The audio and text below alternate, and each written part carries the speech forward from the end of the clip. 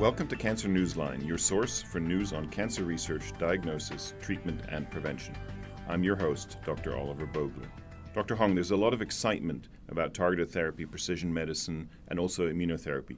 Can you define these two for us and tell us a little bit about how they work? Targeted therapy, one could argue, is therapy that is specifically targeted to either mutations, amplifications, or other kind of molecular aberrations that are oftentimes found in cancer. The classic example of this is imatinib, which was the first really drug that was identified to target BCR-ABL in chronic myelogenous leukemia. But since then, there's been, just as there's been in immunotherapy, an explosion of drugs identifying targets within cancers that specifically have benefited many cancer patients since the development of this idea of targeted therapy. Immunotherapy, in contrast, but one could argue in some overlap, is different in the sense that its primary objective is to kind of activate the immune system to target cancer.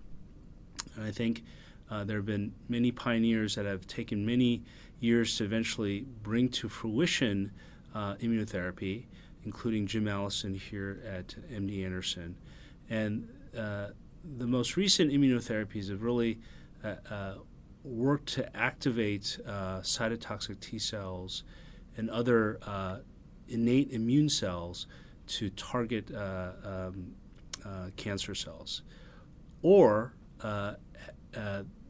certain T cells in patients have been re-engineered and given back to patients, such as these new CAR T cells that have been recently approved in ALL and also lymphoma.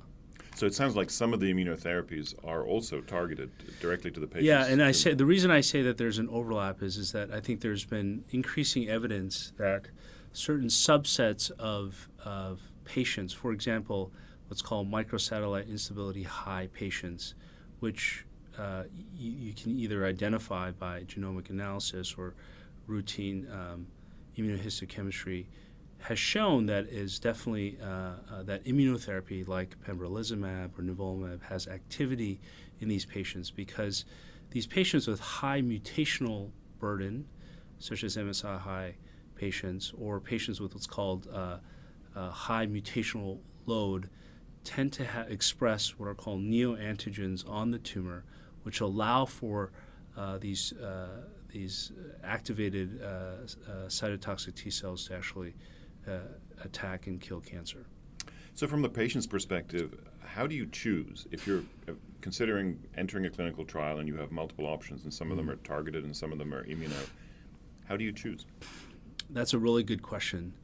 I think one is it depends on what stage of the trial. Obviously there's a difference between phase 1, 2, and 3 trials. Most phase 2 and 3 trials are specifically targeted to either specific tumor types or specific targeted populations. And so in that context, usually phase 2 and phase 3 trials have already demonstrated probably some evidence of activity, whether it's immunotherapy or targeted therapy, in the phase 1 setting, right? So in that context, that if your doctor or a doctor here at MD Anderson is offering you a phase 2 clinical trial, it's probably because there's been some activity, whether it's targeted or immunotherapy,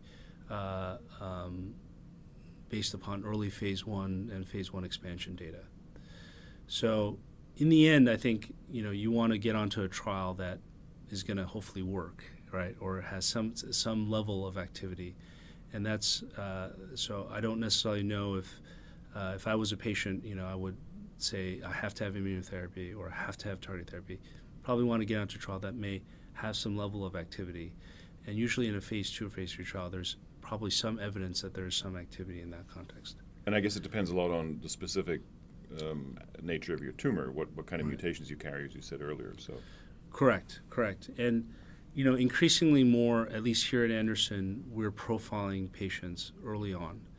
And patients are oftentimes being, their tumors are being profiled by, what's called next-gen sequencing in the community with vendors such as Foundation Medicine or Caris Diagnostics. So we see that often, and there are can often be what are called actionable mutations or actionable molecular alterations. Actionable in the context of, one, there is a mutation or aberration we think is driving that cancer, and two, that there's actually a drug or a trial that may actually be able to target that aberration. So if you have such an actionable mutation, then the precision medicine or targeted therapy is probably the best choice, at least initially. That may be a very good choice for you if you actually have an actionable mutation, yes. Do you see a future where these two areas will combine, where immunotherapy? Yeah, I definitely think that's what's kind of the next reiteration of all of this. And many of the ongoing combination trials, both in the phase 1 setting, phase 2 setting, are looking to see whether patients with certain targetable, actionable mutations may benefit with the addition of not only just immunotherapy, but even immunotherapy plus chemotherapy, et cetera. So that definitely is kind of where all of this is leading. I think everybody believes that immunotherapy in some settings is definitely beneficial, but really it's in the combination of rationally designed combination trials that ultimately we will have greater benefit. Thank you very much, Dr. Hong, for sharing your knowledge with our listeners. Thank you for inviting me. For more information, visit mdanderson.org. Thank you for listening to Cancer Newsline. Tune in for our next episode in our series.